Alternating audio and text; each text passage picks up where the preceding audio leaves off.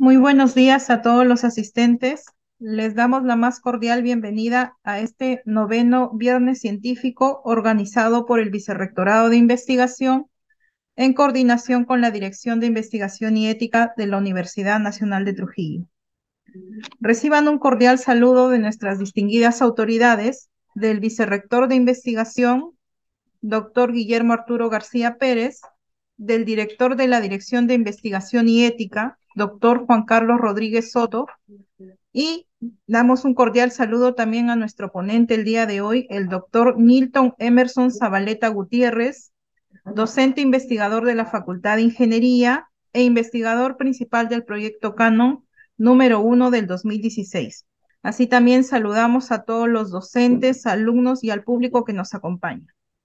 Y dejamos a cargo al doctor Nilton Zabaleta Gutiérrez para su ponencia titulada Efectos del sobrerrevenido y proceso de soldadura sobre la degradación de la resistencia a elevada temperatura del acero P92 utilizado en centrales termoeléctricas.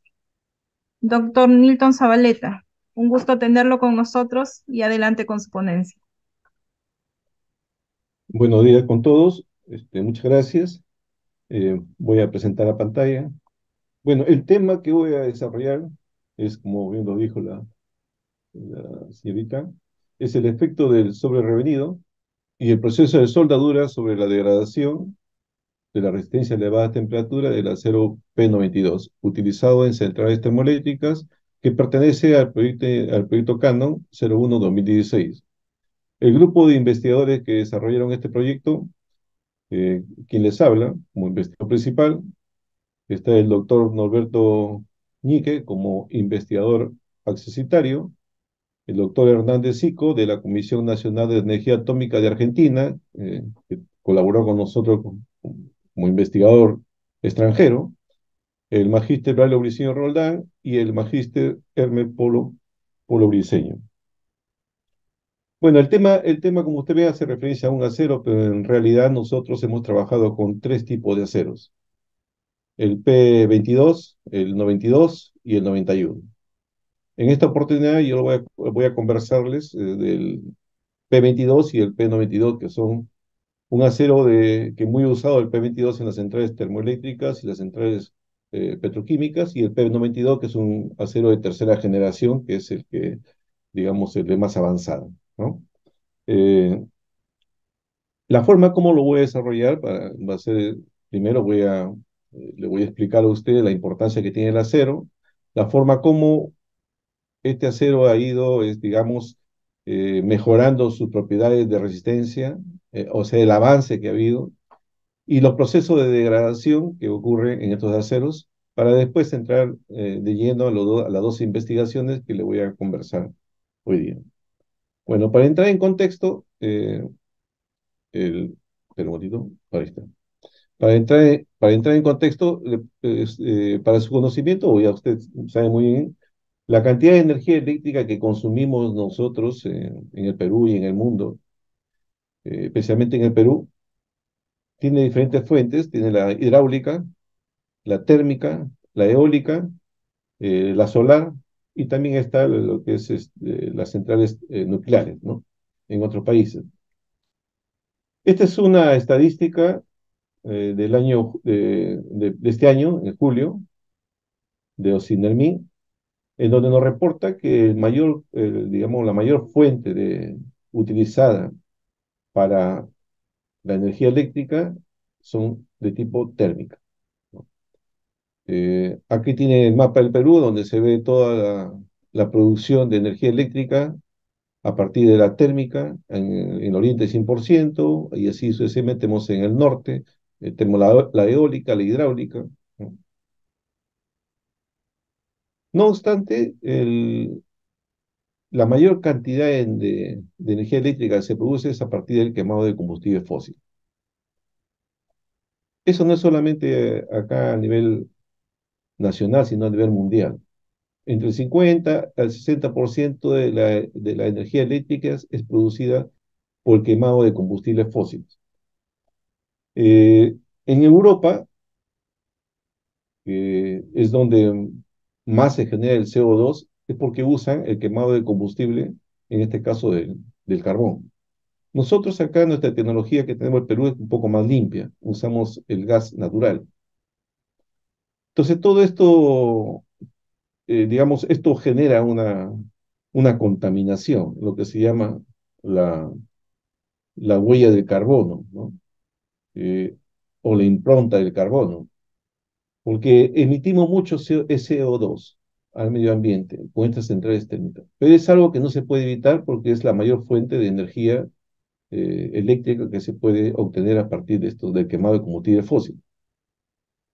Esto ha tenido a nivel mundial, tenemos el Tratado de Kioto, el Congreso en Río de Janeiro, donde todo el mundo ha tomado conciencia de la protección del medio ambiente y el ahorro energético. El ahorro energético y también como son productos no renovables, el ahorro digamos, también del material que va a generar la corriente eléctrica. Por ejemplo, esto que ve acá, esto de acá es la forma como ir avanzando. Se pasa de una subcrítica que trabajaba, estamos hablando del año no, 60, 70, con temperaturas de 500 a 540 grados centígrados y a 18 megapascal. Y la eficiencia era alrededor del 35%. Se fue mejorando incrementando la temperatura y la presión, es decir, estamos incrementando lo que es la eficiencia térmica, y sigue a la actualidad, se llega a lo que son las centrales ultra supercríticas avanzadas que trabajan con 700, 725 y 35 megapascal y que producen una eficiencia de alrededor del 55%, 50-55%, ¿no? Pero aún así esto emite una gran cantidad de, de CO2 al medio ambiente, ¿no?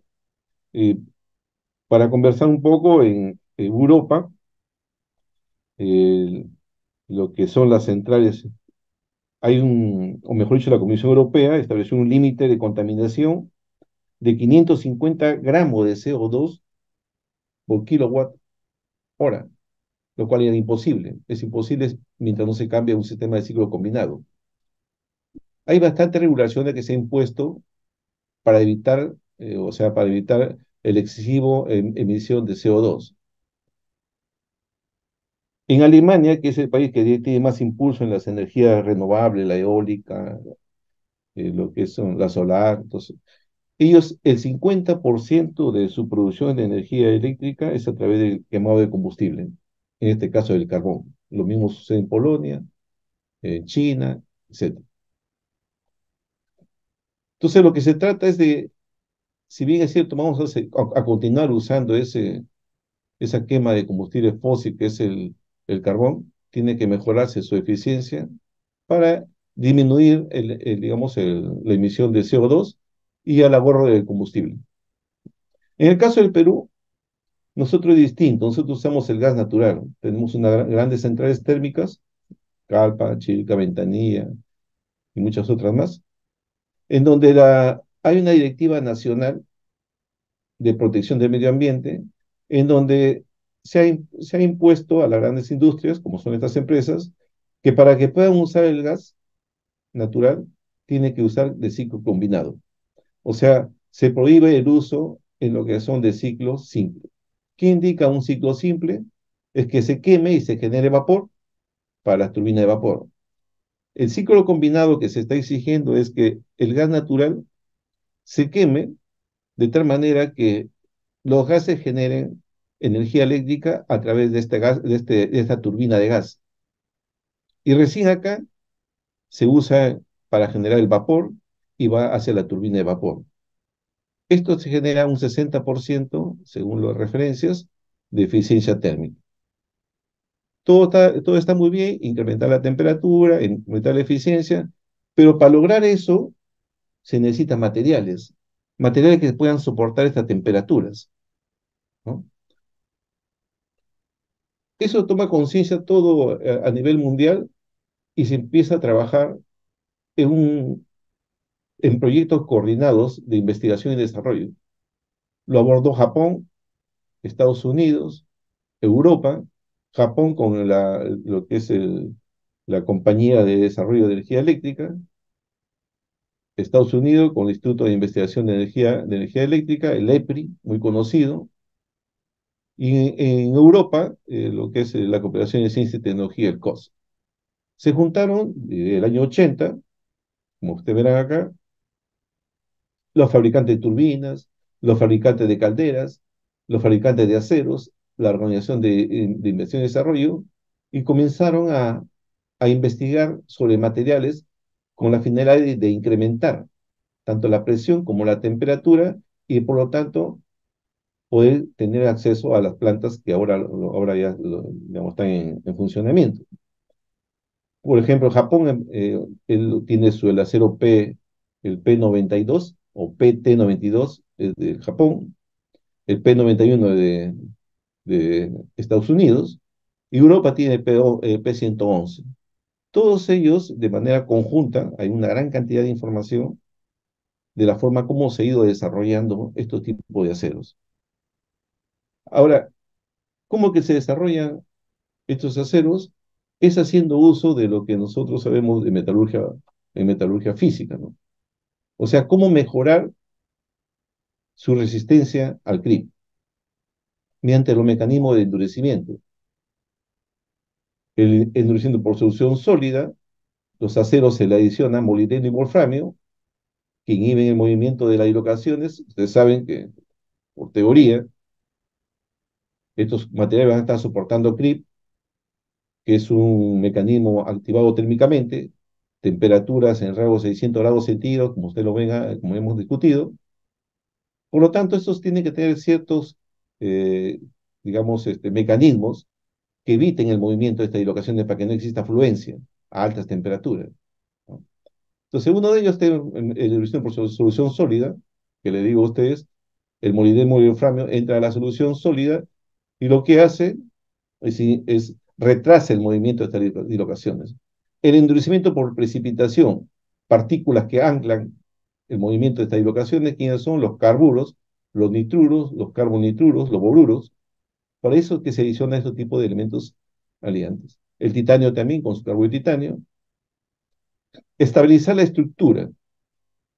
Como son aceros martensíticos, digamos de 9 cromo y los de 2, este acá son vainíticos.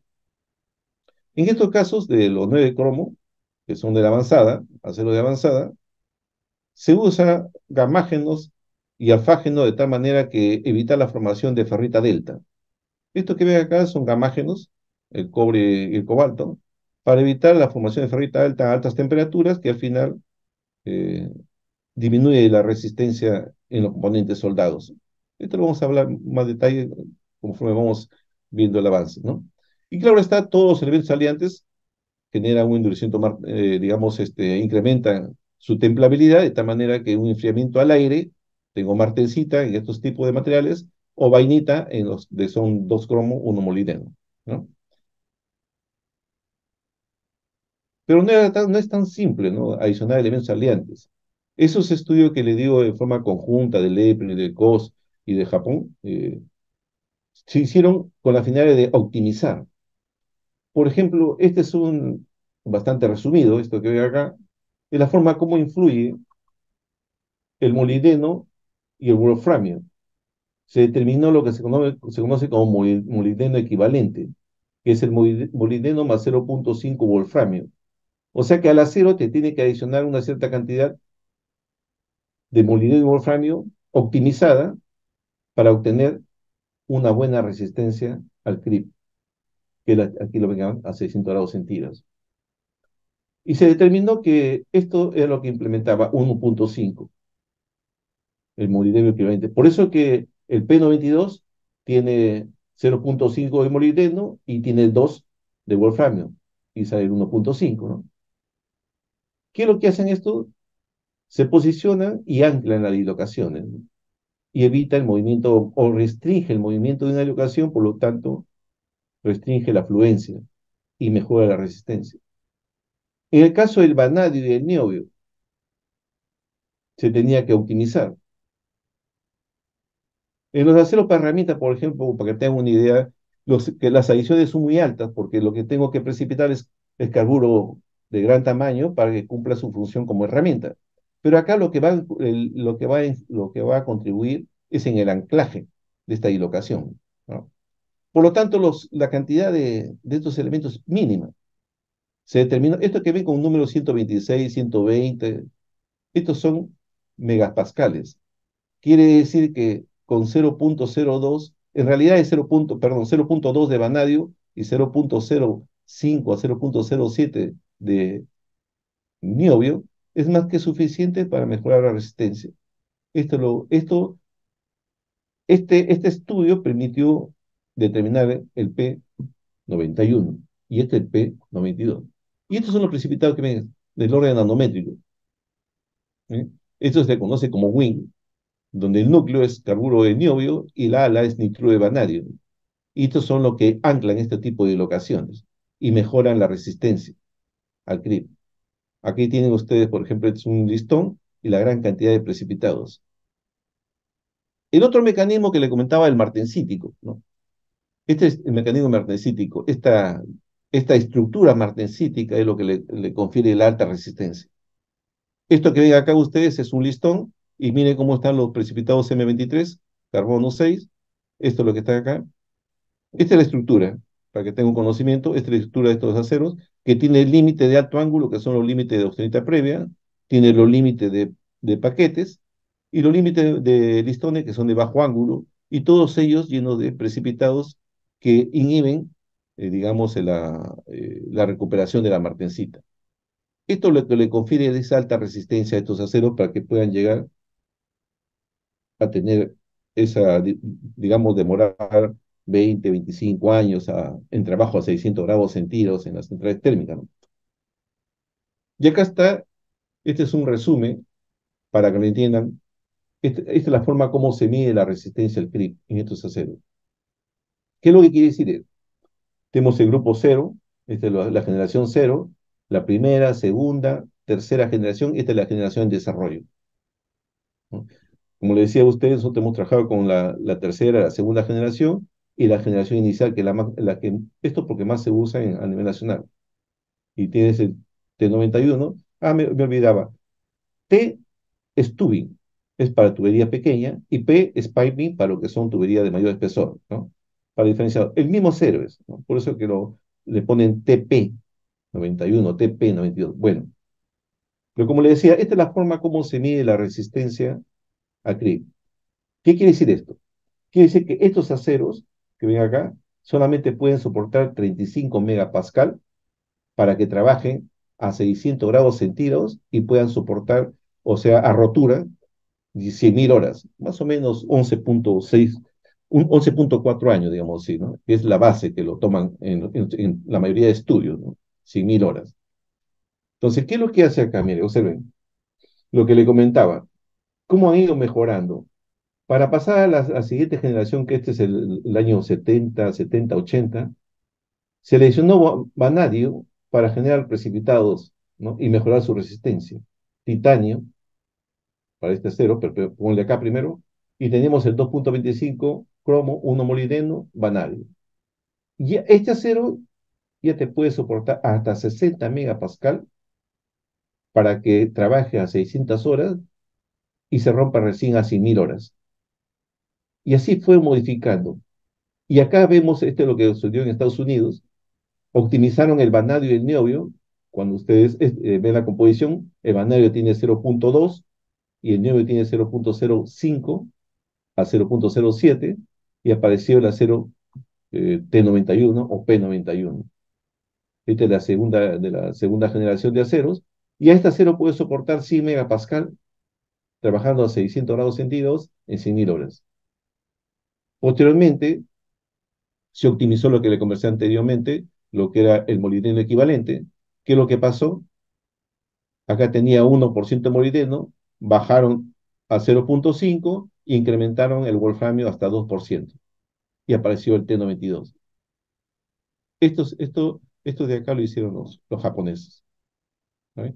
Y el 911 lo hicieron los europeos con el COS, el proyecto COS, de ciencia y tecnología.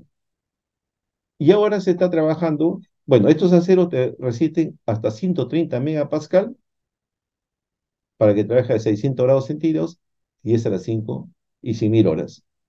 Todo a rotura. Lo que está en desarrollo, ven acá, esto de acá está en desarrollo, esto quieren llegar a 150 megapascal, en cierto caso, en otros textos lo ponen 180 megapascal, los textos más actualizados, que están en desarrollo, y lo que está acá, este mar es martensítico, B es boro y N es nitrógeno. Lo que están haciendo acá, el cobalto se usa, en este caso, el cobalto se usa para estabilizar. Yo incremento mayor cantidad de cobalto para balancear los alfágenos, ¿no? Para que al final no tenga ferrita y no malore todo digamos, mi componente, mi acero con la ferrita delta que se genera a altas temperaturas. Si lo tengo a bajas temperaturas, lo que voy a generar es una caída en la resistencia al CRI, ¿no? Por eso se adiciona cobalto. El boro tiene una particularidad del boro. El boro se segrega, digamos así, entre los límites de los M23 y la ferrita, perdón, claro, la matriz, y evita su crecimiento. Esto estabiliza la estructura, ¿no? Todo es un estudio, es un diseño de eso. Acá se usa mucho diseño, ¿no? Termocal, Victra, lo que sea, Marcal, qué sé yo, todos esos componentes, digamos, esos software que te permiten tanto termodinámica como de difusión para ver el estudio de estos tipos de materiales. Y acá está un resumen para que ustedes se den cuenta de la importancia que tiene. Por ejemplo, es una tubería de 20 centímetros o 200 milímetros de diámetro que trabaja a 593 grados centígrados y a 32 megapascal. Si yo quiero trabajar bajo estas condiciones, te recomiendan un P92 de 34 milímetros, pero si tú vas a usar un acero P22, tienes que colocar 123 milímetros para que vean la diferencia debido a la mejor resistencia CRIT que tiene el P92. Y aquí tiene el P122 que tiene acá, si usted, acá, por acá está, 122, bueno, lo voy a poner. El P91, es el que está aquí, ¿ve? De P91 a P92, la diferencia, porque mejora su resistencia. Es una forma de comparación. Entonces, es así como ha ido avanzando estos tipos de aceros. Ahora, ¿cómo se degrada el acero? Vamos a ver cómo se degradan los aceros digamos, este 2.25 y los de 9 cromo. ¿Está bien? Mire, el caso de los aceros, el PT22, la forma como se degrada es cómo cambian el estado de precipitación. Estos aceros le confiere alta resistencia por la precipitación de los carburos de molibdeno, MO2C, y lo que son la cementita, ¿no? Si yo incremento el tiempo a una temperatura, van a aparecer otros tipos de precipitados. Estos precipitados son precipitados de equilibrio. Quiere decir que lo primero que precipita son precipitados cuya cinética de precipitación es más rápida. O sea, precipita más rápido, pero no son de equilibrio. Quiere decir que con el tiempo, estos se van a transformar. Y conforme se van a transformar, quiere decir que van a engrosar. Y si va a haber un engrosamiento, ya no cumple su papel de anclaje y cae su resistencia al grip, ¿no? Por eso que mientras se mantenga estos precipitados en la estructura, va a ser digamos, van a tener una buena eficiencia de anclaje y mejor resistencia crítica. Por eso que se usa hasta 550, ¿ven? Hasta 550, si permanece estos aceros, perdón, permanece estos precipitados, hasta 100.000 horas. Si yo quiero subirlo, digamos así, mira, este acero quiero usarlo yo en una central térmica a 600 grados, 650 grados, no te dura, qué sé yo, o sea, el tiempo, menos de 2 años de tu planta se ha caído, ¿no? Por eso que para llegar a tener esas altas eficiencias se necesitan buenos aceros y esos aceros solamente se consigue con un buen balance de químico perdón, un balance, claro, químico o estructural y digamos, de precipitación, ¿no? Esa es la degradación. El caso de los 225, para que más o menos se vaya entendiendo que después lo va a conversar ya en el estudio.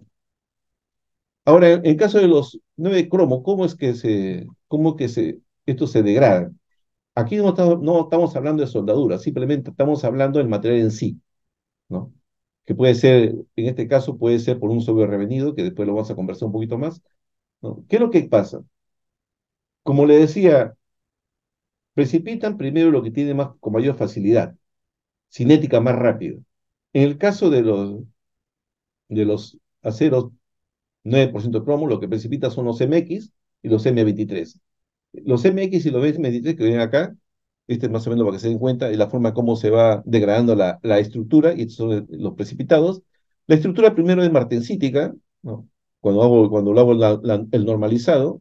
Posteriormente, cuando hago el revenido, se forman los límites de alto ángulo, los límites de paquetes, por acá está el límite de paquetes, acá está, y los límites de listones, y todos ellos están anclados esos límites con los precipitados. O sea, hay un endurecimiento en los límites granos, endurecimiento de los límites granos, que es muy importante porque inhibe el crecimiento de estos granos, ¿está bien? Inhibe el crecimiento de los listones. Pero durante el transcurso del servicio, acri o en servicio, digamos 15 años, 20 años en servicio, estos de acá van a tener que degradarse. La estructura. Quiere decir que estos precipitados que estuvieron chiquitos, acá se comienzan a engrosar y precipita la fase Z. ¿Qué hace la fase Z? La fase Z consume todos los precipitados pequeños y digamos, lo que hace es de que ya no cumplan su papel de endurecimiento por precipitación. En el caso del molibdeno y el wolframio, recuerdan que estaba en solución sólida y el endurecimiento era por solución sólida. Bueno, estos dos precipitan en forma de una partícula, en este caso, este precipitado, que se conoce como fase de Laves. Quiere decir que la fase de Laves, cuando precipita, consume todo el molibdeno y el wolframio que se encuentra en solución sólida y lo degrada. Ya no tiene buena resistencia en solución sólida. Y junto con ellos, como ven ustedes acá, hay una recristalización y al final lo que tenemos, eh, digamos, subgranos. Ya no tenemos los listones, no tenemos el ordenamiento de los precipitados y aparecen nuevos precipitados, como ustedes ven acá, que puede ser la fase Z, la fase de Laves. Esto ocurre, pero esto debe ocurrir después de 20 años, ¿no? O sea, mejor dicho, estos aceros se van a degradar, todos se degradan. Lo importante es que cumplan su ciclo de vida. O sea, ¿cuándo se estudia? Se estudia cuando tú usas un acero que se supone va a soportar 20 años y resulta fallando a los 10 años. Entonces ahí se hace un estudio, dice, ¿qué es lo que está fallando? ¿No? Entonces, ¿para qué? Para minimizar esa falla. Eso se hace en los estudios, ¿no? En el caso de soldadura, en el caso de soldadura es bien particular. Estos aceros, por el mismo hecho de tener alta cantidad de precipitados, tienen un mecanismo de falla que se conoce como falla de tipo 4. O sea, se supone que en metalurgia, cuando nosotros hablamos de un acero común, decimos, si tiene grano fino, tiene alta resistencia. ¿No es así? Pero acá no, acá es todo lo contrario. Cuando tienes ese grano fino que se genera, el problema es que acá estos granos finos no tienen buena endurecimiento por los límites de grano, que después lo voy a conversar. Entonces aparece este tipo de falla, que se llama falla de tipo 4, que es característica de estos tipos de aceros que tienen y cromo molibdeno, principalmente ¿cómo se llama Los M23 carbono C, ¿no? Y acá tienes la falla, justo en esta zona, por ahí vamos a ver fotografías. Bueno, estos son lo que le quería comentar, lo que es la degradación. Ahora vamos a ver un poco de los estudios que se han realizado. Como les digo, se han realizado en tres tipos de materiales: el P22, el T92 y el P91. En esta oportunidad lo voy a hablar solamente del P22 y el T92. El sobre revenido. A veces dice sobre revenido. ¿Cuándo es sobre revenido? Sobre revenido puede haber, por ejemplo, cuando hace un proceso de soldadura y le das un tratamiento post-weld o tratamiento post-soldadura de mayor tiempo. Entonces lo que tú estás generando es un sobre revenido al material. Otro sobre revenido es lo que ocurre en servicio. Estas tuberías que ven acá permiten el transporte, digamos, la transferencia de calor entre la energía térmica y el agua que se va a transformar en vapor y va a ir a la turbina de vapor, ¿no? Quiere decir que por acá fluye o agua o vapor, dependiendo de dónde se encuentre. Esto de acá lo que genera es que hay proceso de corrosión. Quiere decir que en su interior se va formando unos productos de corrosión que tienen que limpiarse, ¿no? ¿Qué sucede? Los productos de corrosión son, digamos, son compuestos iónicos, ¿no? Entonces no tienen buena transferencia de calor. Entonces, supóngase que esta zona, esta es la clásica fractura tipo boca de pez que lo llaman, por un sobrerevenido o por un sobrecalentamiento. En esta zona, probablemente ha habido un producto de corrosión que no permitió la transferencia de calor, y al no permitir la transferencia de calor libre, genera un sobrecalentamiento. Ese es sobrevenido. Y falla el componente, que debería haber demorado un tiempo. Y dice, ¿y por qué acá no falló? ¿Por qué falló acá? Bueno, porque justo en esta zona hubo ese tipo de sobrecalentamiento. Es por eso que estas tuberías generalmente son limpiadas para tener un buen acceso. Bueno, el efecto sobrevenido. A 700 grados centígrados lo analizamos nosotros en el acero P22 y con su resistencia acrílica. Esto fue presentado en el Congreso de Metalurgia en Bariloche en el 2018, ¿no? Y aquí están todos los que participamos. El objetivo es ver cómo influye el revenido a 700 grados centígrados en la resistencia al CRIB. Es lo principal. Si yo quiero evaluar un material de alta temperatura, tiene que ser ensayo de CRIB. Si no, hablamos digamos, de cambios estructurales, qué sé yo, ¿no? Pero aquí, si quiero ver cómo influye su resistencia, la manera como se evalúa la resistencia de estos aceros es mediante CRIB. Y estos ensayos son muy largos, ¿no? Nosotros hemos tenido ensayos hasta de 2, 3 meses, ¿no? Por ahí vamos conversando. Entonces, los objetivos específicos, bueno, caracterizar los cambios microestructurales, sobre todo el estado de precipitación, qué partícula precipita y cómo ese estado de precipitación influye en la resistencia al CRIB, ¿no? Determinar el tipo apropiado y esto es un poco más de tipo teórico, lo ajustamos a una curva de Bauman-Graham, que es digamos, ¿cómo se dice? Para aproximar el tiempo de vida útil de los componentes debido a digamos, a su velocidad de deformación y creep. Bueno, por ahí conversamos. ¿En qué consistió? Este fue el tubo, el P, tenía 30,5 centímetros, es un tubo pared gruesa, de 18,5 milímetros. Esta es su microestructura con la cual fue suministrado, que después cambió porque nosotros hicimos todo el tratamiento nuevo. Observen acá, recuerdan, tiene 2 cromo, 1 molibdeno, acá está 2, 1 molibdeno, y no tiene vanadium ni niobio, porque es una generación, la primera digamos, generación cero. Lo que hicimos acá, se hizo las varillas de probeta de 20 milímetros de diámetro por 200 de longitud.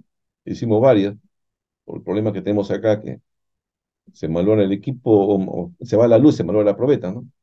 Hicimos varias probetas acá, le hicimos el tratamiento de austenizado a 950 grados centígrados, 20 minutos, y luego hacemos el revenido a 700 grados centígrados por tiempo de 1, 2, 3, 4, 5 y 6 horas. Y todo esto se evaluó, ¿no? Se evaluó mediante, acá están, estas son las probetas, el diseño, la longitud calibrada es de eh, 10 centímetros o 100 milímetros, ¿no?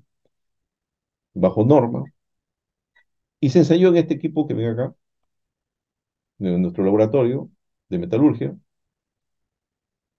Te quita la probeta, te reporta las deformaciones, muy sensible, acá están los extensómetros, ven acá, te reporta las pequeñas deformaciones que genera para determinar la curva de Crib, ¿no? Acá está la probeta, fracturada. Los ensayos se realizaron a 600 grados centígrados y 160 megapascal. O sea, quiere decir que aquí pasaron todo, con 1 hora, 2, 3, 4, 5 y 6 horas de revenido, y se elaboró su curva de Crib. Una vez que se obtuvo las probetas, se hizo un análisis, ven acá, un análisis de microscopía óptica, pero más importante es la microscopía electrónica. Se hizo en la Universidad de Buenos Aires, en un Carl 6. Ese es un FEXEN, un microscopio Finimission, o sea, de alta resolución. Hemos hecho tomas hasta de 600.000 aumentos para poder ver el tipo de transformación. Por ahí le voy a enseñar cómo se produce la transformación de fases que ocurre durante el revenido y lo cual puede uno explicar, ¿no? ¿Por qué hay ese cambio en el estado de, digamos, de resistencia al clip? Ahora, los precipitados, para saber qué tipo de precipitados, lo podemos ver con microscopía electrónica, pero también para corroborar se hizo este proceso bajo norma, donde cada probeta revenida se disolvió electrolíticamente como ánodo con un cato de acero inoxidable en una solución de 10% de alcohol a 10% de ácido clorhídrico. Este es bajo norma, y lo que es voltaje, densidad de corriente, todo se aplicó bajo norma, ¿no? Y lo que ven acá son los precipitados. Se disuelve la matriz y te deja los precipitados. Y acá están los precipitados. Estos precipitados fueron analizados mediante difracción de rayos X en este difractómetro de la Universidad de Cupao, que colaboró con nosotros muy eficientemente. Estamos muy agradecidos. eh, de manera desinteresada. Él hizo los diagramas de difracción y nosotros lo analizamos, ¿no? Los resultados. El material, después de una hora de revenido, tenía una estructura, que esta es ferrita y esta es vainita. Tenía 77% de vainita y 23% de ferrita, ¿no? Eh, a nosotros lo que nos interesa es el estado de precipitación. Y acá tenemos a la primera hora, estado de precipitación. En el caso del estado de precipitación, no fue una precipitación de tipo homogénea, hubo mayor precipitación en la vainita que en la ferrita. En la ferrita precipitó principalmente precipitado de tipo alargado, tipo listón, que son los M2C, que son lo que le confiere. Aquí, aquí hay, en esta zona hay precipitados bien pequeños, que no lo pueden, no sé si lo pueden observar ustedes, pero cuando tengan la diapositiva supongo que lo van a ver nítidamente, son pequeñitos. Estos son los que cumplen su papel de anclaje. ¿Eh? Esto sucede en la ferrita, en esta zona que ven acá de amarillo, ¿no? Esa es la ferrita. Y en la vainita tienes una alta cantidad de precipitados. Tienes los listones, este está a 200.000 aumentos, acá están los listones, los M2C, y acá tiene los precipitados los esféricos, que son los M3C. Estos son lo que le confiero. Ahora, ¿a qué se debe esa diferencia de precipitación entre la ferrita y la vainita? Es por la estructura, ¿no?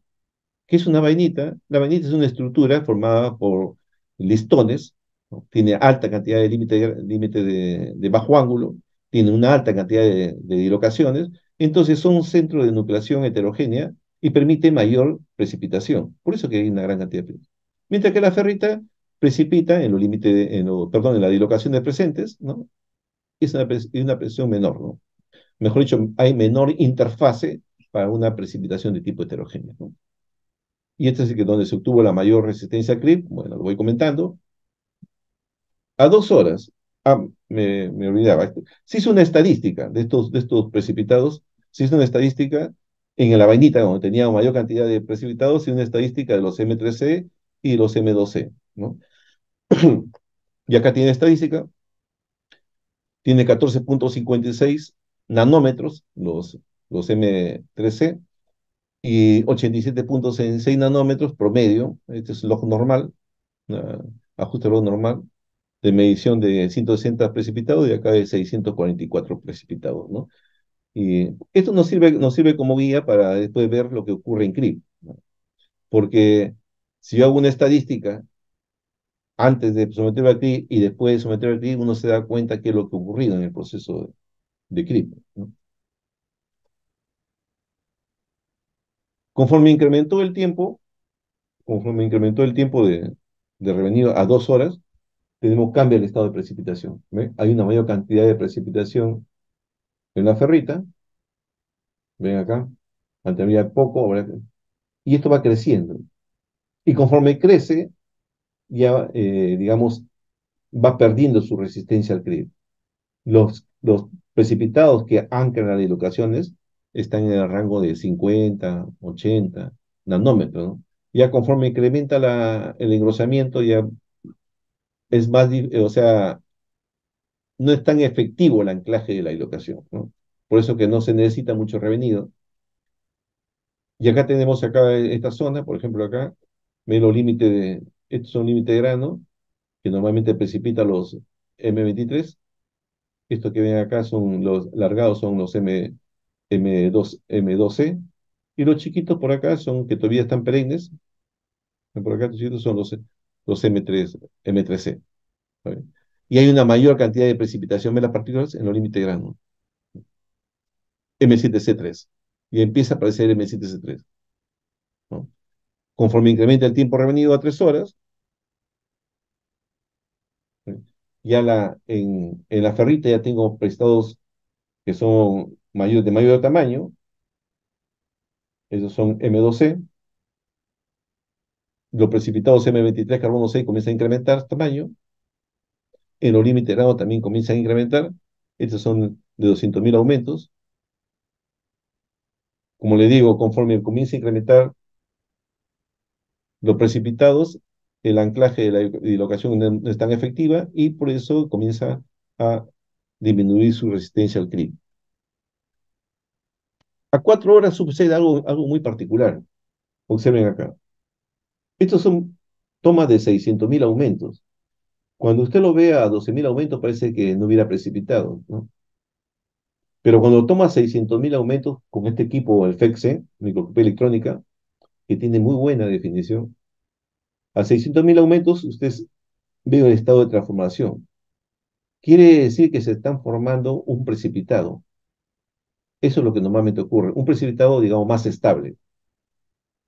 Y son estos que ven estos precipitados esféricos que precipita tanto en la matriz, se supone que en los límites en las dislocaciones, perdón, y también in situ, en el mismo precipitado M2C. Quiere decir que el M2C se va a comenzar a transformar a M7C3 en estos pequeños, esos núcleos, hasta que termina completando la transformación y desaparece el M2C. Esto ocurre a 4 horas. Ahora, estos diámetros que ven acá, estos diámetros son los, digamos, diámetros efectivos para el crecimiento a 700 grados centígrados. Le comento que esto de acá va a desaparecer cuando hay el CRIP. Por eso que decae su resistencia al CRIP. ¿Por qué decae fuertemente? Porque estos precipitados se disuelven, no cumplen su papel de anclaje en CRIP. Porque este radio crítico, estos tamaños, es radio crítico para 700. Pero cuando entra en servicio o entra al CRIP, estos radios críticos son menores al radio crítico para su crecimiento y se disuelven. Pero eso lo vamos a ver cuando veamos en CRIP. Esos precipitados se hizo la estadística y tienen 7.6 nanómetros. O sea, quiere decir que son muy pequeñitos estos precipitados. Y ya cuando entramos a 5 horas, lo que fueron precipitados ya crecieron y acá están los M7C3 con diferente morfología, tanto en la matriz, acá están. Estos son los M23 que crecen. ¿Por qué? M23? Porque son más estables. Eso no se disuelve. Eso llega hasta a su final, ¿no? Acá tienes en la vainita y está acá en la ferrita, ¿no? Siempre hay una diferencia en el estado de precipitación, ¿no? Y para 6 horas ya crece demasiado el precipitado, ¿eh? Crecen demasiado, ya prácticamente el material está, eh, el, su efecto de anclaje es mínimo, ¿no? Y cae su resistencia crítica. Esto es lo que realmente sucede cuando hacemos en esos procesos de sobrecalentamiento que ocurren en servicio. Más aún si tienen ustedes presencia de tensiones, ¿no? Esto solamente se ha hecho tratamiento térmico. Si en una tubería hay presencia de tensiones que activada térmicamente lo que va a hacer un crecimiento mayor, como vamos a ver en CRIP. Los tamaños, las varillas, que suponen son los M7C3, está con 461,8, es bastante grande, ¿no? Si decimos que hasta 80 son los que cumplen su papel de anclaje, está demasiado grande. Y en los poliédricos, que son esto de que son los M23, carbono 6, está con 152,9. Entonces, lo particular es de que conforme incrementa el tiempo revenido, va a haber una transformación. Los primeros precipitados que se generaron a 1 hora, que son cinéticamente más rápidas de precipitar, no son de equilibrio, pero cumplen su papel de anclaje de manera efectiva en el trayecto, digamos, en la temperatura de uso. Digamos, si vas a trabajar a 500 grados centígrados, no le va a pasar nada. Va a cumplir su tiempo de vida útil en servicio. Pero si eso sube un calentamiento, como hemos visto acá, 700 grados centígrados, comienza el proceso de transformación más rápido. Y ya lo hemos visto anteriormente con la gráfica, ¿no? Donde si yo incremento la temperatura, comienza a ser más rápido el proceso de transformación. Y eso es lo que observamos acá. Observen acá. Esto de acá que ven acá es el M3C a 1 hora.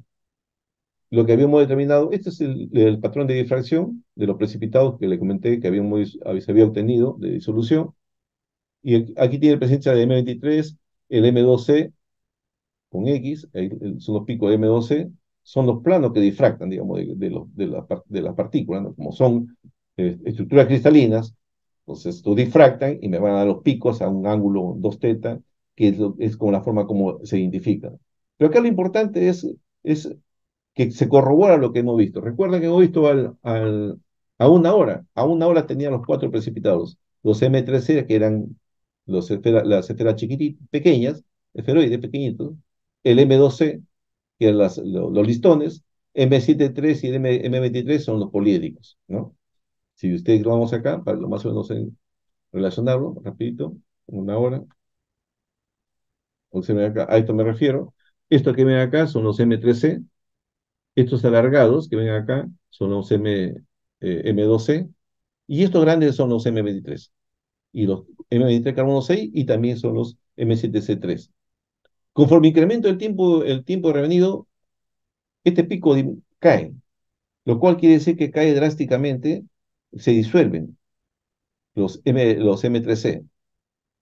Permanece aún los M2C, la cantidad de M3C que fue observada fue mínima, pero todavía acá está el pico, esto es, digamos, es un pico en la cual, ¿cómo se llama? Se juntan estos tres precipitados, digamos, la distancia interplanar de los precipitados para el plano, son muy parecidos, por eso coinciden acá, y acá está lo M7C3. Incrementa a 3 horas y a 4 horas, y aparece el pico de los M7C3 mucho más grande. ¿Ve? Esto de acá, que son los M7C3, es lo que habíamos observado. Habíamos observado que justo a las 4 horas se comienza a disolver los M2C, precipita los M7C3 tanto en la matriz como encima del M2C, y se va transformando, y acá está, ¿no? O sea que acá hay un proceso justo a las 4 horas hay un proceso de transformación de lo precipitado. Y luego el pico más alto, acá está, con los M7C3, ya está transformado, ¿no? Y posteriormente es lo que los M2C están en menor proporción. Estos picos más de los M7C3, es difícil, hay que deconvolucionar acá para poder ver cuánto contribuye cada uno de ellos, queda pendiente eso, ¿no? Porque hay que hacer una deconvolución, una deconvolución para sacar ambos picos, ¿no? Y con la dureza, se cumple lo que vemos en la estructura. ¿Quién te da la dureza? Es la resistencia a la indentación. La indentación contribuye los precipitados. Observen, a 192, la dureza más alta es 1 hora, los precipitados son bastante pequeños, disminuye a 167, ¿por qué? Porque los precipitados van creciendo.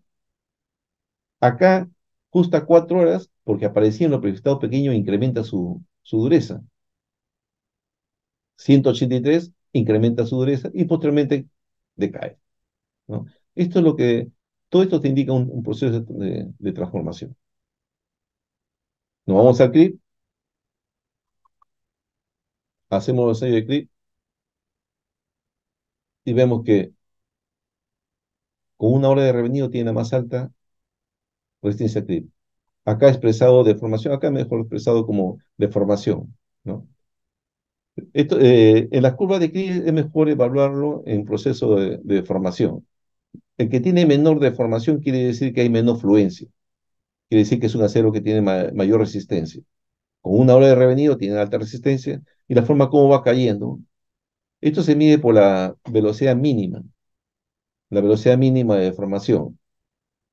No hay deformación en secundario. Estos ceros tienen otra característica de evaluar. Se evalúa por la deformación mínima. Acá observen, mire, 1 hora, 2 horas, 3 horas decae, 4 horas decae fuertemente. ¿Por qué? Aquí es donde se observa esa transformación. Y después se recupera a las 5 horas. ¿Por qué se recupera? Porque los precipitados, como se transformaron, en un momento disminuyeron de tamaño y después se engrosaron, pues, ¿no? Y vuelve a decaer. Esto me indica el estado de, digamos, de transformaciones, digamos, en los precipitados, ¿no? Acá está, ven acá, la velocidad mínima de Crip es baja acá, quiere decir que tiene mayor resistencia, tiene mayor tiempo de rotura, 136.1, y conforme incrementa el tiempo revenido, disminuye el tiempo de rotura, acá se recupera y vuelve a caer. De igual manera, incrementa la velocidad de formación mínima de Crip, se recupera.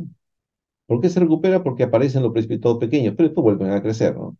Pero nada comparable con un material de inicio. Dice, ¿por qué no?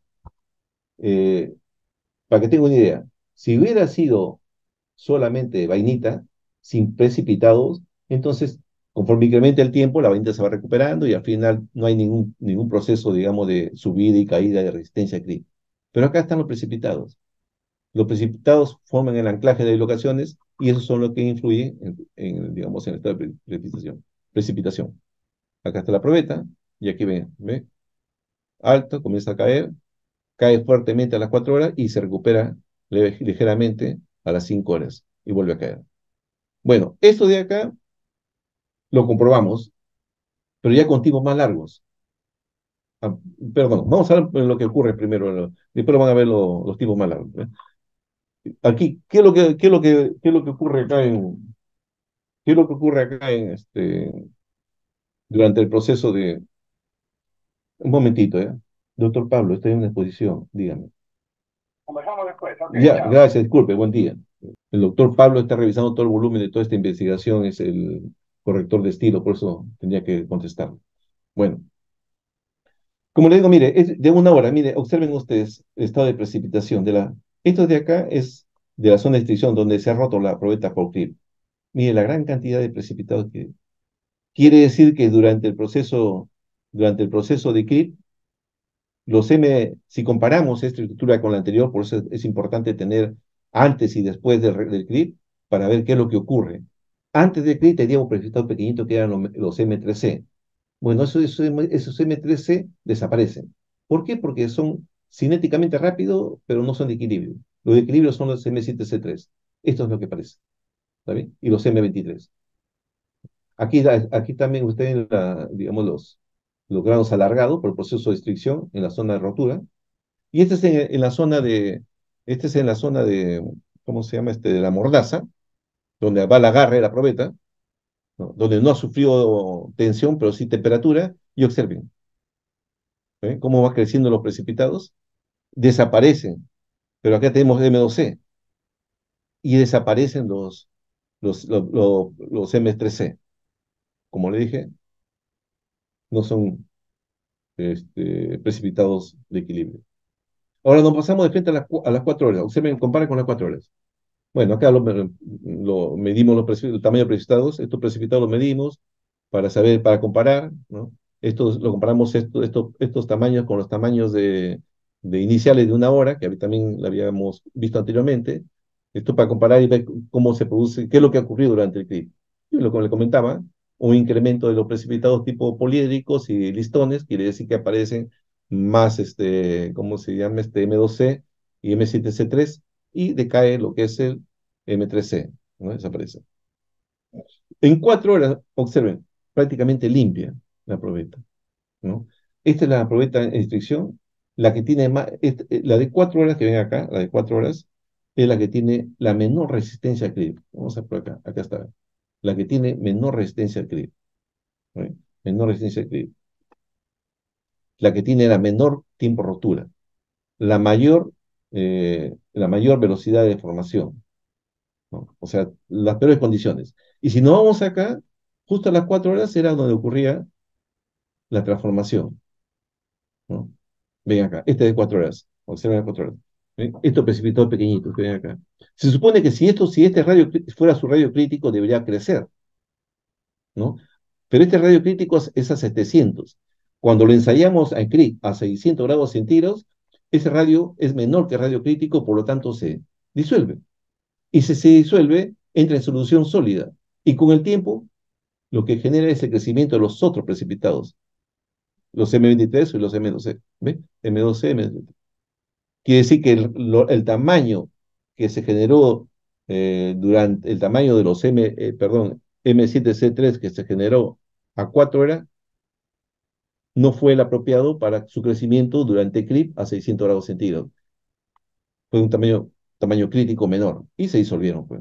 Y es donde tiene la menor resistencia.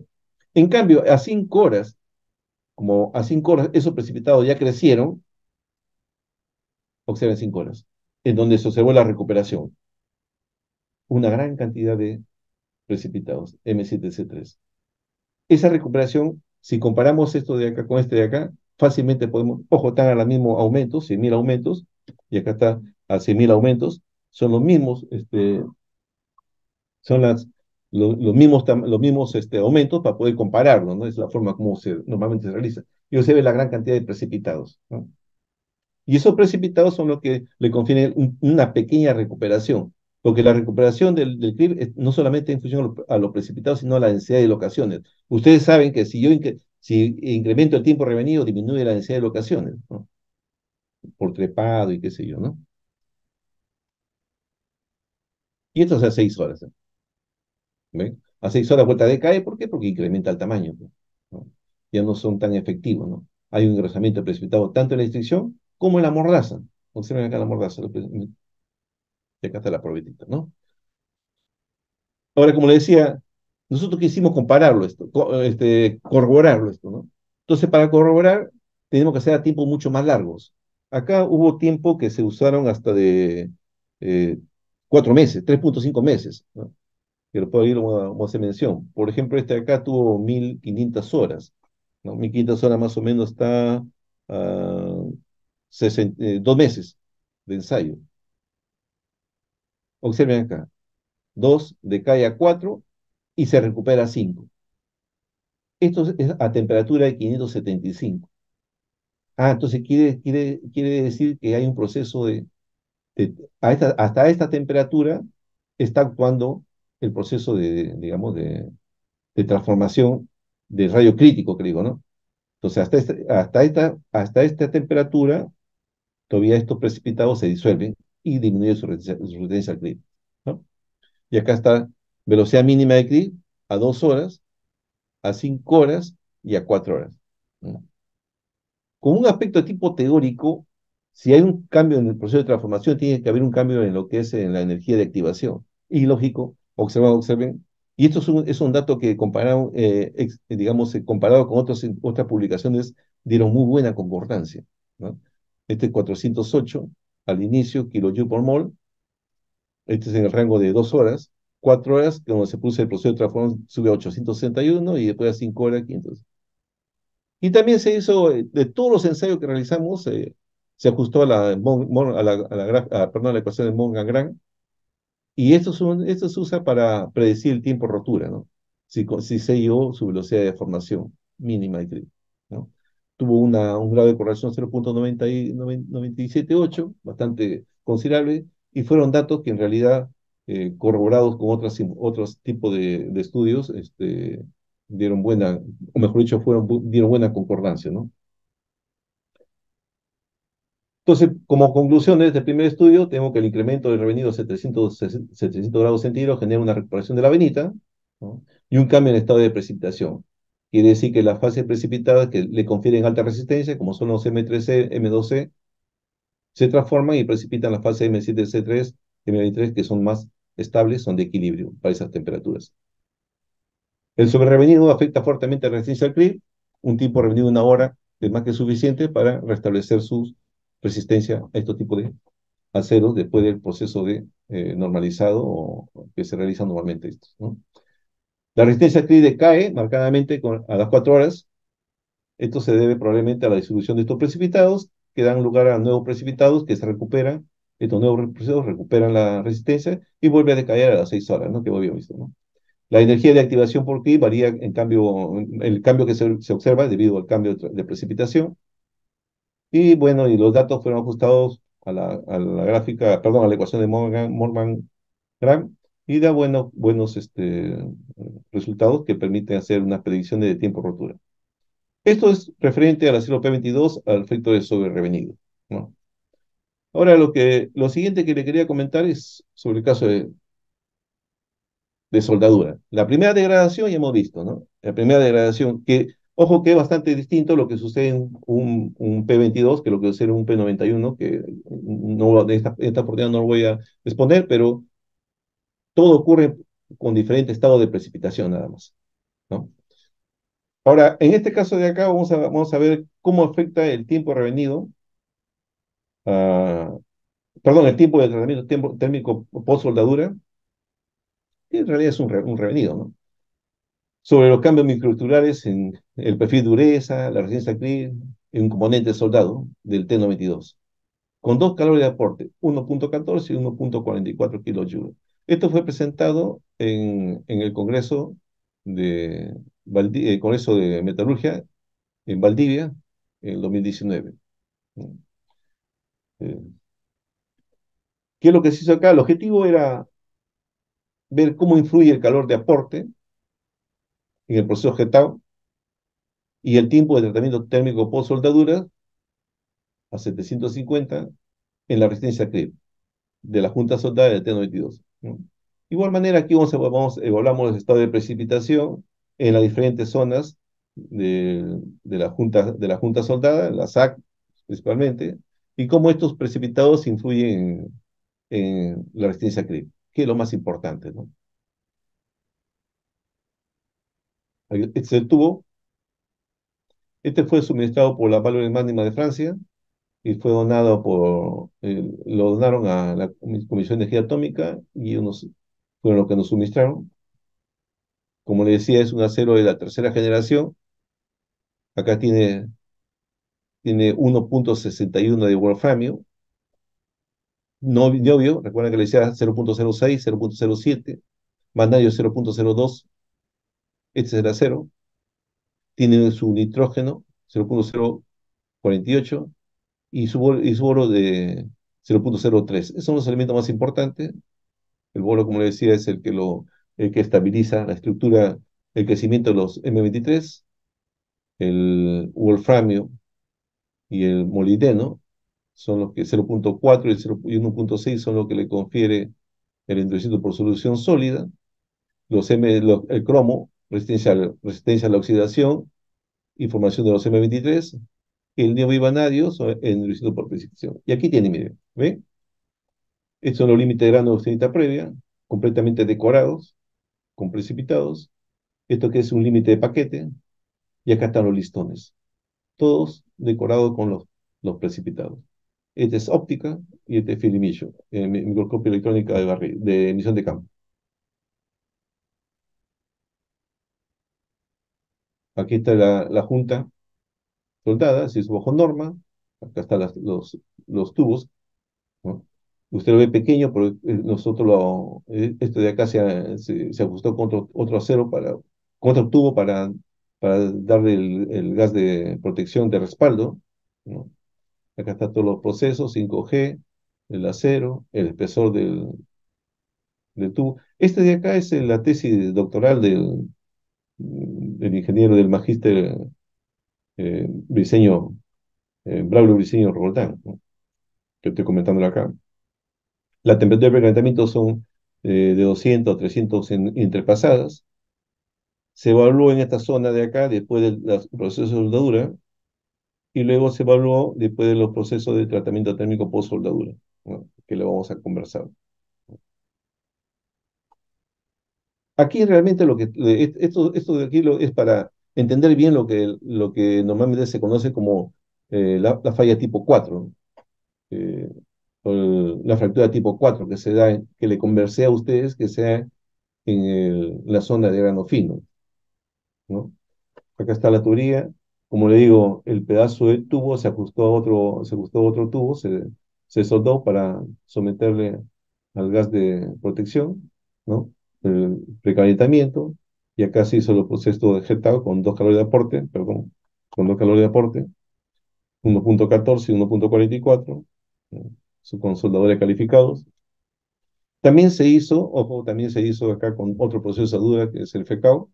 En este caso solamente lo vamos a conversar de este, del proceso objetado. El mismo proceso de todo el tratamiento se hizo con el FK, ¿no?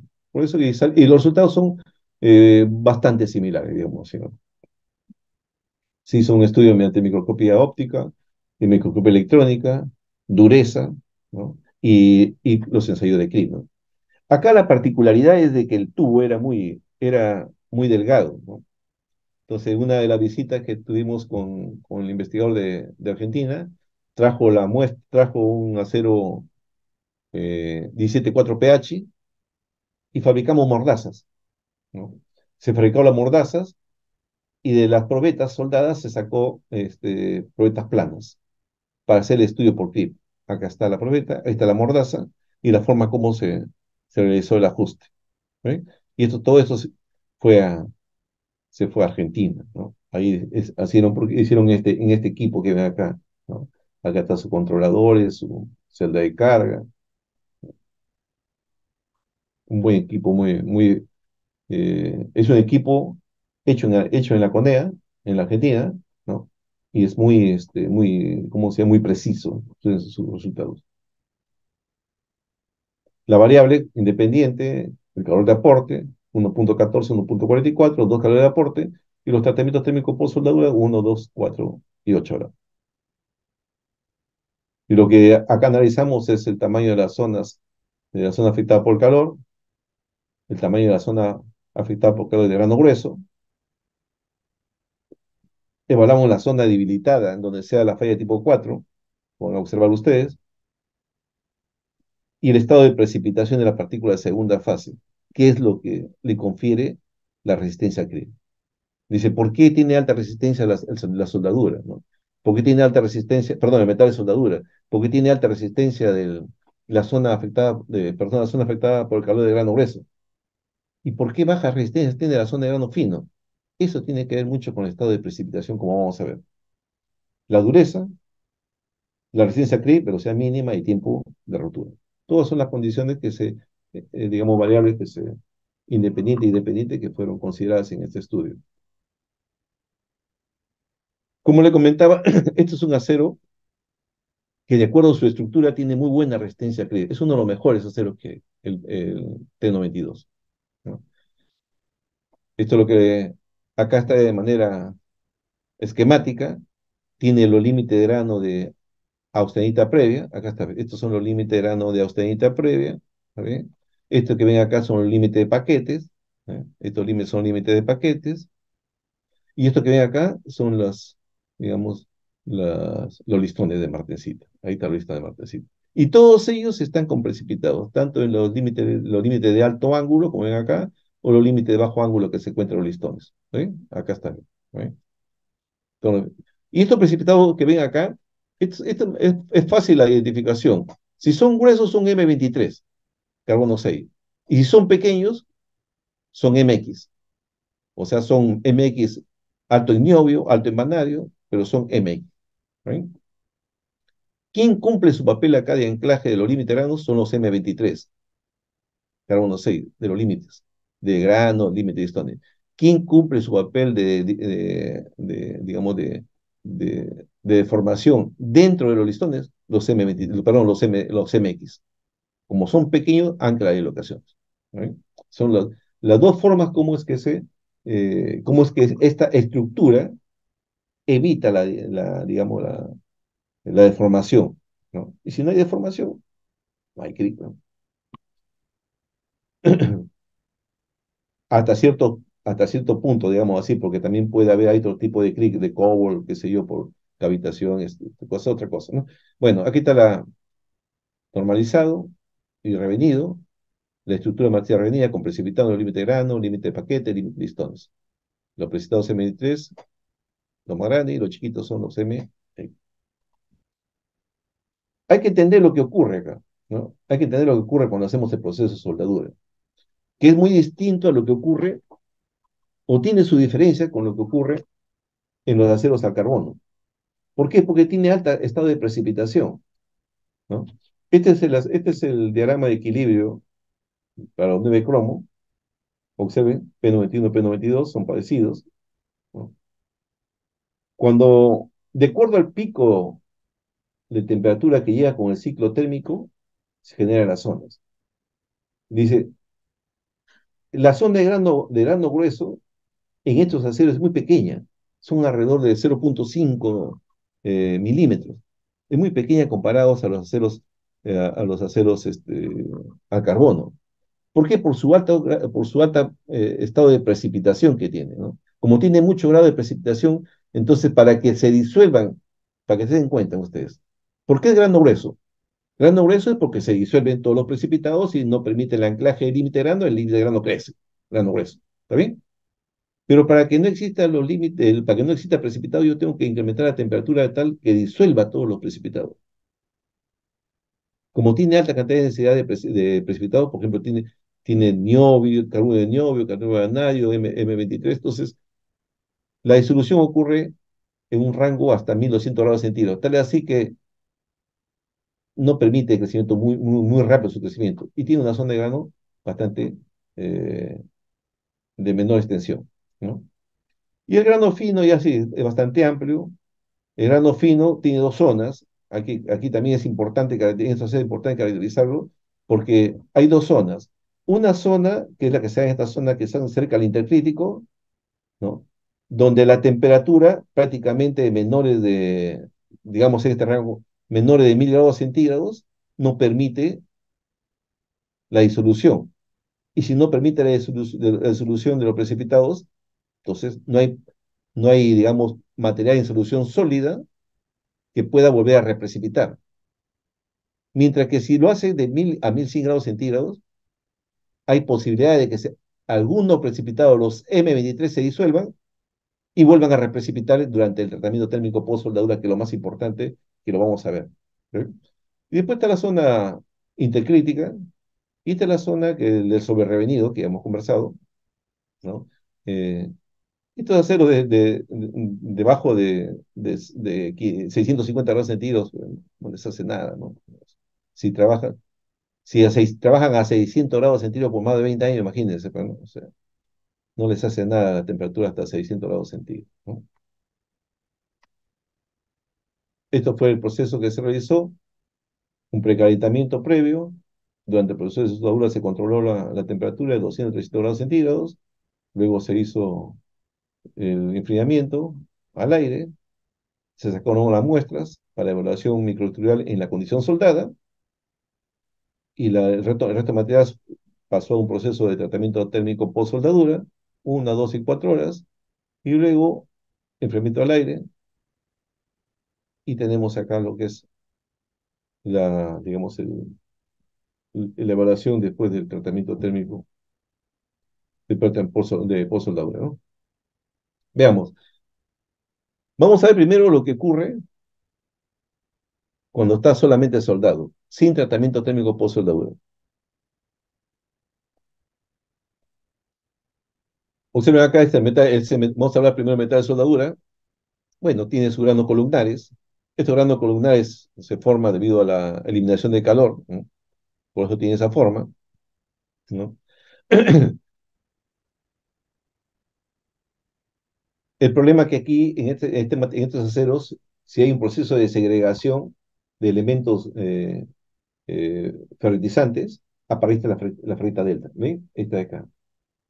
Por eso cuando se evalúa la dureza, si está haciendo, midiendo el perfil de dureza en metal de soldadura, aparece una dureza muy baja. Entonces tú rápido te das cuenta, ha tocado en la ferrita delta. La ferrita delta tiene una baja dureza, reduce la del, resistencia aquí del acero soldado, de la junta soldada, ¿no?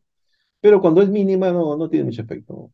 Digamos 5, 10% no. Cuando es alta, sí afecta marcadamente su resistencia. ¿Sí? Acá está, se observa, esto que ven acá, es la ferrita delta, ¿no? Acá está ferrita delta, esto que ven acá. Este cuadrito que ven acá está agradado acá. Acá está 6.000, acá está 24.000. Y acá está 100.000. Observen lo que ocurre. Entonces, cuando yo hago después del proceso de soldadura, todo se ha disuelto, ¿no? Los precipitados se han disuelto. Uno que otro puede haber algún precipitado que se forme producto digamos, de la segunda pasada, porque han sido dos, tres pasadas, creo que no recuerdo muy bien ahorita. Uno, dos, tres pasadas, ¿sí? Puede haber formado alguno de ellos.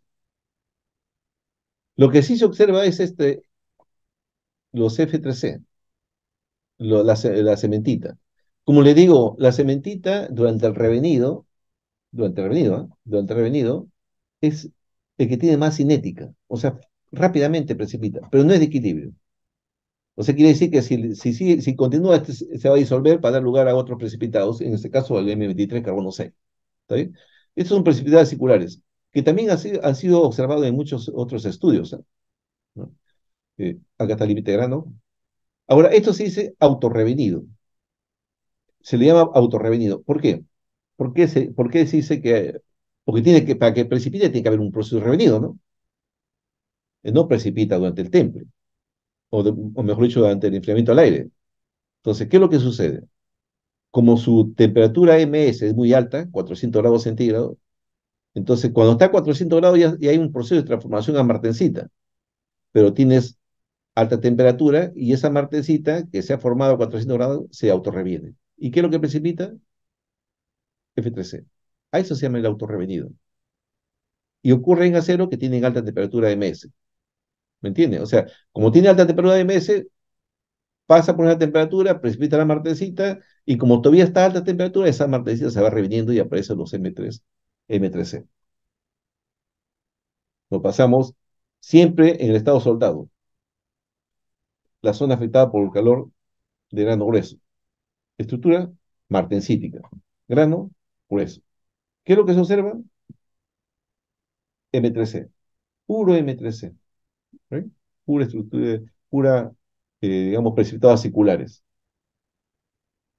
Puede que hay unos precipitados por acá, justo lo que le comentaba a ustedes, ¿no? Los carburos de niobio eh, soportan temperaturas hasta 1200, ¿no? Cuando son más grandes. El carburo de titanio aún más todavía. Por eso que puede haber algunos precipitados, se detectó algunos precipitados. Estas son las tomas nomás seleccionadas. En cada caso sí son muchas tomas, ¿no? Estas solas han sido seleccionadas para ustedes, para exponer, ¿no? Pero algunos precipitados se observan un precipitado de nieve, principalmente altos aumentos, ¿no? Martensita, está en estado martensítico. Después tengo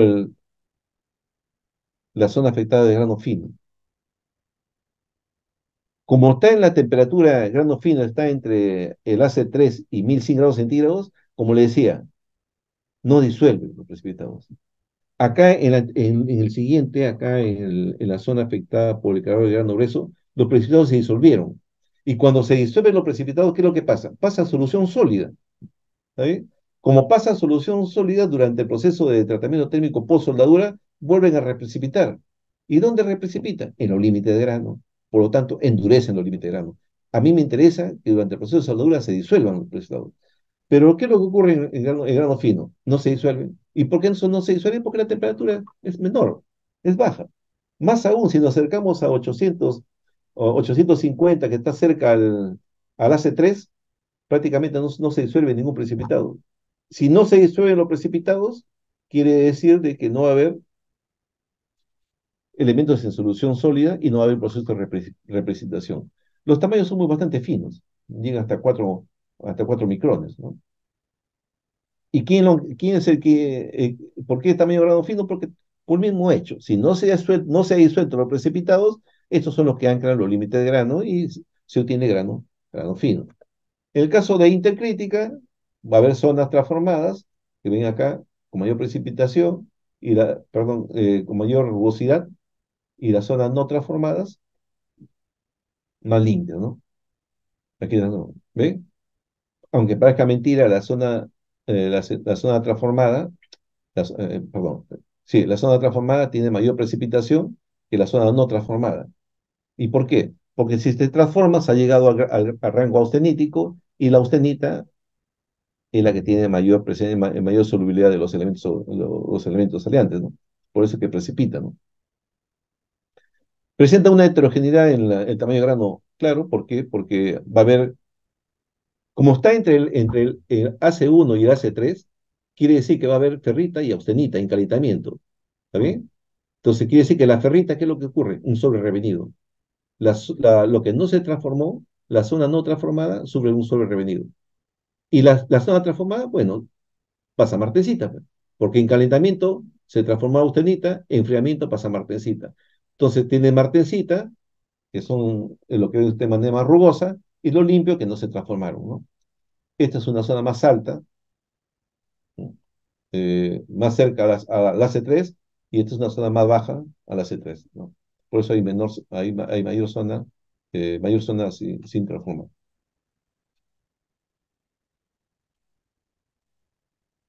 Ahora, ¿qué ocurre cuando hago el tratamiento por soldadura? Listo, cuando hago el tratamiento por soldadura, bueno, en el caso de metal de soldadura, bueno, conserva sus granos, digamos, conserva su estructura de tipo columnar. En el caso de microscopía óptica no se observa demasiado más que los granos columnares, pero esta definición que ustedes ven acá nítida de los granos, esa información nítida de los granos, es debido a que esto ha sido atacado con ácido oxálico.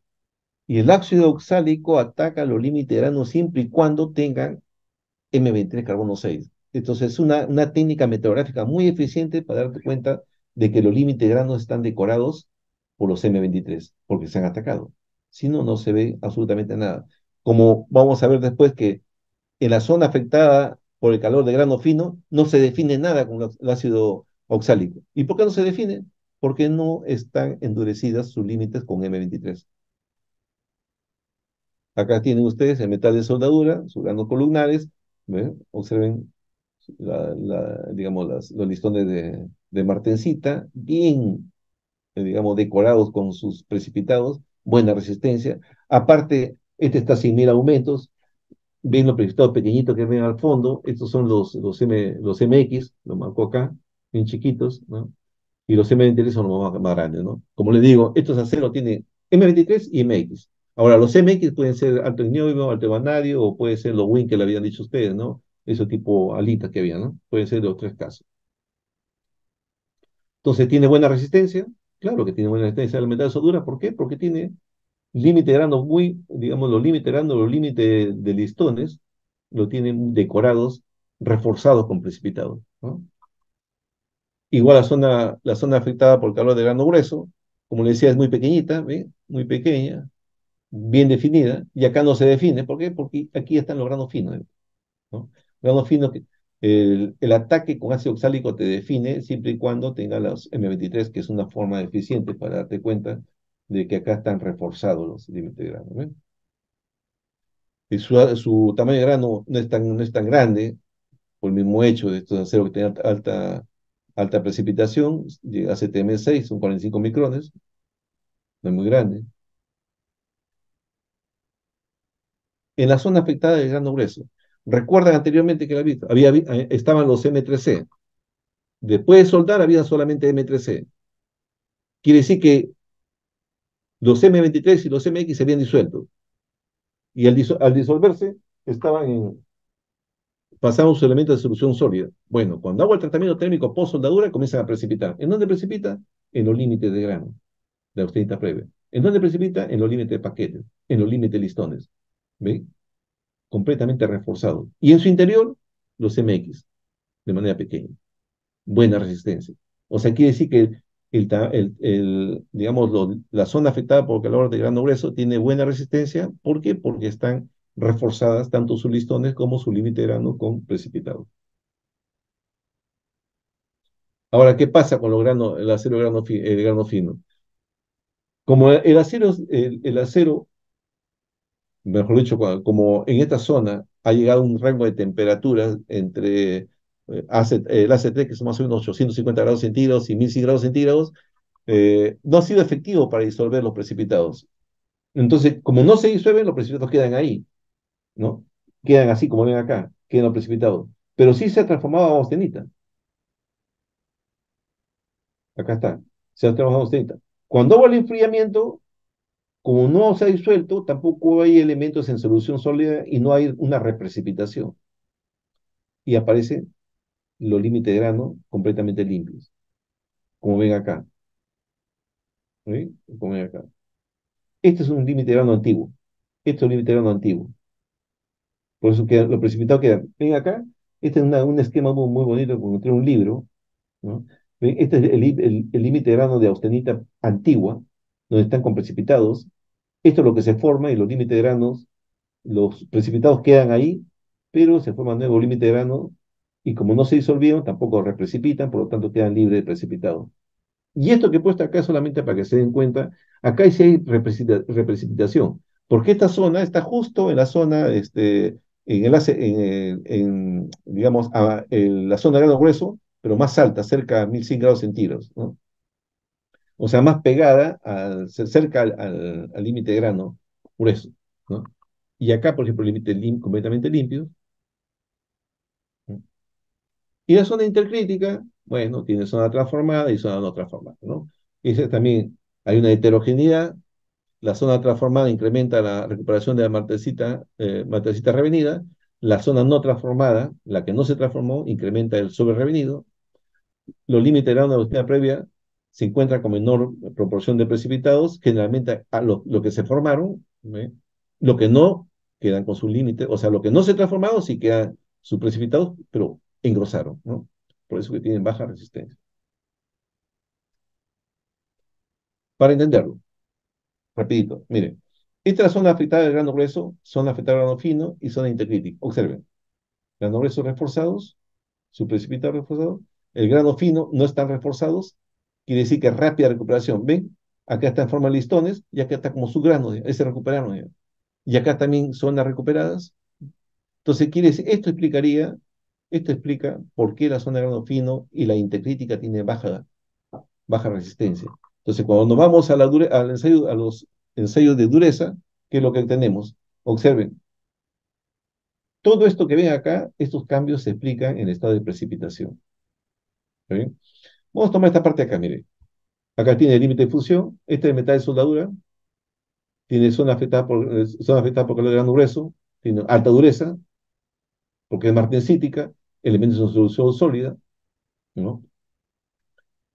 La zona afectada por calor de grano fino, martensita, alta dureza, encima tiene los precipitados que no se disolvieron, por eso tiene mayor dureza que la zona de grano grueso, pero cuando hacemos el tratamiento térmico post-soldadura, estos granos de acá recuerdan que se encontraban sin reforzamiento, ¿eh? Libres, sin precipitados. Entonces, cuando hago Podwell, cae drásticamente. ¿Por qué? Porque se recuperan fácilmente. En cambio, en la zona afectada por calor de grano grueso, como se reforzaron con los precipitados, entonces estos no se recuperan fácilmente. Al no recuperarse fácilmente, conservan una mayor dureza. ¿Eh? Y aquí está la zona alicaída, ¿no? Esta zona debilitada. Aquí justo se da lo que le conversaba anteriormente, ¿no? La caída de la resistencia justo en la zona, en la intercrítica. Digamos, el grano fino en el límite entre el AC3 y de grano fino y la intercrítica, donde pasa, ¿no? Lo mismo ocurre acá, ¿sí? Y cuando hacemos la evaluación de CRIP, ¿no? Primero hicimos para el caso de un calor de 1.14 kilojoules por milímetro. Observen acá. Con 1 hora no lo restablezco. Con 2 horas ya restablecí su resistencia. Y con 3 horas, perdón, con 4 horas lo perjudiqué. Entonces quiere decir, si yo hago un proceso de soldadura con 1.14 kilojoules por milímetro, es suficiente 2 horas para restablecer su resistencia y tener mejor resistencia crítica. Esto con un calor de 1.14. Si yo incremento el calor de aporte, se supone que necesito menos tiempo. 1 y 2 horas más que son suficientes. ¿Ve? 1 y 2 horas. Una, que es la roja de acá, y 2 horas es más que suficiente. Hay una cierta coherencia, entonces, ¿no? Si le doy 4 horas, decae, ¿no? Acá están los valores, ¿no? Son tiempos de ruptura bastante, 1047 más o menos es, eh, qué sé yo, un tiempo muy, muy alto de tiempo. O sea, son ensayos de larga duración para que tengan mayor confiabilidad. Como digo, estos ensayos fueron realizados en Argentina. El problema que tenemos acá, dice, acá también podemos hacer ensayos de larga duración. El problema que tenemos es el circuito eléctrico de nuestro departamento, ¿no? Por eso es que hay temor de malograr las probetas de hacer ensayos acá. Aquí vemos cómo se falla. Aquí están las probetas en rotura. Vamos terminando un poquito para que me hagan una pregunta que quieren, que deseen. Y acá está justo en la zona, digamos, en la zona de grano fino y la zona inicio de intercrítica, ¿no? Aquí lo pueden ver ustedes, la forma como se generan esto justo en esta zona de acá, la forma como se generan las cavitaciones,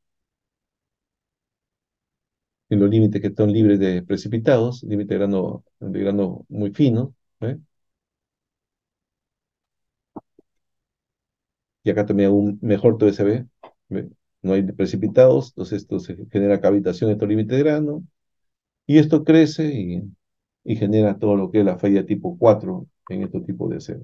Conclusiones: el tamaño de la SAF fue de 5 a 6 milímetros, bastante pequeño, ¿no? Para este tipo de acero, que coordina con su estado de precipitación. Dentro de la SAF, la región más pequeña correspondió a la zona de grano grueso, que también es más pequeño. La zona afectada por el de grano grueso presentó la más alta dureza, buena resistencia aquí. Los picos de dureza están en función digamos, al tiempo de tratamiento, ¿no? La dureza cae conforme incrementa el tiempo de tratamiento térmico por soldadura, y a su vez está relacionada con los picos de formación de los M23 en los MX, que habíamos visto que ocurría en el metal de soldadura y en la zona afectada por calor de grano grueso, ¿no? Eh, Conforme incrementa el tiempo, estos precipitados comienzan a engrosar y si se engrosan, ¿no? Pierden la efectividad en el anclaje de los límites de listones, que son los que se recuperan y al final disminuye su resistencia a clip. La zona afectada por calor de grano fino presentó un grano muy fino, es la zona más amplia y presentó la más baja dureza después del tratamiento post soldadura. La intercrítica presentó un tamaño grande heterogéneo, propio de su mismo proceso de transformación, ¿no? Eh, el proceso de soldadura y el tratamiento térmico post soldadura generó una sonda debilitada a una distancia de 4 a 5 milímetros, que correspondió a la interfase de grano fino de intercrítica, con una microstructura que tenía bajo endurecimiento por precipitación en los límites de grano, y esto es lo que origina la falla tipo 4 en los componentes soldados. Los resultados de dureza promedio de metal de soldadura, resistencia al CRIP, establecen más o menos o digamos, establecen, confieren de que 2 horas es más que suficiente para restablecer la resistencia del componente soldado. Bueno, como le comentaba, también hubo también otros estudios. Esto solamente para comentarles nomás. Este es el acero P91. En este caso, este se presentó en Valdivia, en 2019. aquí lo que es el P91, la junta soldada fue seccionada desde de la raíz hasta los últimos, digamos, hasta la última fase de soldadura, y se evaluó en cada uno de ellos su resistencia al clip. Como ven acá, soldar. Y esto se hizo para perdón, para un calor de aporte que fue, por acá están, 1.4. Bueno, fue para un determinado calor de aporte, ahora no lo recuerdo muy bien. Acá 1.2 kilojoules por milímetro, y, y para diferentes tiempos de tratamiento por soldadura a 760, 1, 2, 4 horas. Eso se presentó, y otra vez habrá oportunidad para exponerle. Y este es el último trabajo que se presentó en Varadero, Cuba. Este fue en el 77, todo antes de la pandemia. Y aquí hablamos sobre la resistencia al CRIP. Esto lo presentamos junto con un compañero de Argentina, de lo que es el sobrerevenido en el T91 y también en el P91. Bueno, eso es todo lo que quería comentarles. Les agradezco los presentes, su- y cualquier pregunta que quieran realizar, si es que no se han ido todos, estoy ya a responderles.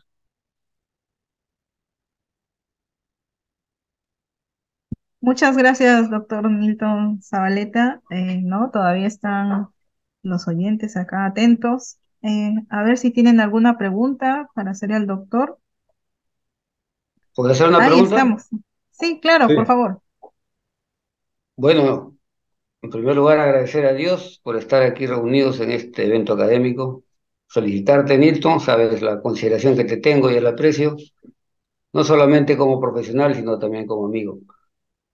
He visto ahí que uno de los factores que influye bastante es cómo se maneja, ¿no? La precipitación, ¿no? Es ujú, fundamental, me parece, el tamaño y la ubicación del precipitado inclusive, así es, ¿no? Y el tipo así de, es, y el tipo de precipitado que se forma y así es. dónde se ubica. Y las variables que veo que estás utilizando mucho es la temperatura, ¿no? Ajá, Pero también he visto que los elementos de aleación son claves, esos rangos, ujú, ¿no? Determinados rangos también te pueden variar ese fenómeno. Entonces mi pregunta es, ¿hay estudios, por ejemplo, cuando tú agregas esos elementos en diferentes proporciones o ya hay rangos definidos? Porque tú hablabas de cantidades pequeñísimas que te pueden alterar el comportamiento de todo. ah, Claro.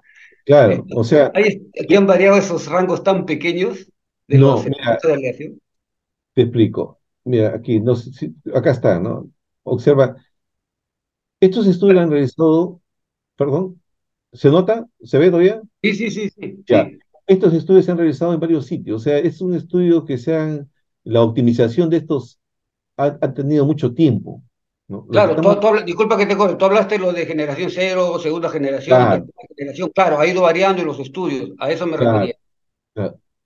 Y ahora los estudios que están haciendo, o sea, para incrementar la resistencia al CRIP, lo que se está ¿Ya? variando es principalmente elementos que te estabilicen la estructura. Ok. Estabilizar la estructura significa que no tenga presencia digamos, de ferrita delta, que en el diagrama se veía, ¿no? Para eso adicionan el cobalto. El Ujú. boro es para darle una estabilidad a los precipitados, porque recuerda que comentaba, si el precipitado no se engrosa, entonces tiene mejor resistencia al clive, ¿no? Por eso aquí aparecen los martensíticos con boro y nitrógeno. El nitrógeno es porque te permite también estabilizar la estructura y formar los nitruros. Te Correcto. incrementan el carbono, el cromo te incrementa porque cuando tú usas a temperatura de 700 grados centígrados necesita mayor resistencia a la oxidación, a altas temperaturas. Entonces, todo esto aquí es un estudio bastante interesante, la forma como están desarrollando. Si tuviéramos nosotros digamos, un horno de inducción, ¿no? Podríamos ir haciendo todas estas cosas como lo hacen en Chile, ¿no? En Chile tiene varios trabajos presentados de tipo de acero, ¿no? Pero acá nosotros tenemos que usar solamente evaluar cosas que ya están establecidas, ¿no? Los aceros que ya están digamos, en servicio. Ya, yo me Los- refería precisamente a lo que ahí está mencionado en los últimos de 150 megapascales, ¿no? Esos Así es. valores 9, 3, 3, 0 punto, ¿correcto? Sí, es Esos porcentajes, son ¿no? optimizados. Ah, a eso voy. Son optimizados. No se coloca así nomás, son Ya optimizados. está. Es más, se hace uso de muchas técnicas, digamos, de diseño, de aleaciones, ¿no?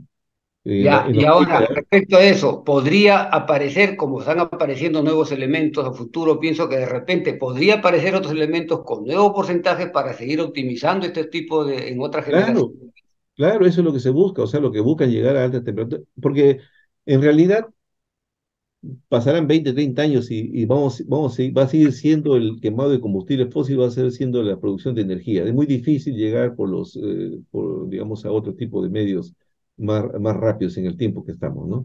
Por lo tanto, tenemos que seguir, tienen que seguir haciendo investigación en este campo de los tipos de aceros, porque es la única manera como puedas tú incrementar la temperatura de operación y con ello incrementar la eficiencia, bajar el consumo digamos, de gas o de combustible fósil y disminuir el CO2. Es la única forma.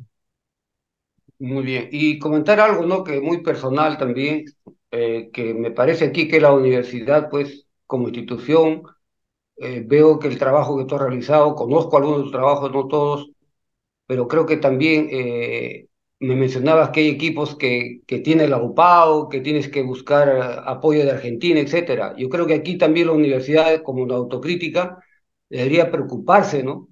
Ujú. De que todos los laboratorios, no solamente metalurgia, todos los laboratorios tengan los recursos necesarios, pues, para poder desarrollar este tipo de trabajos.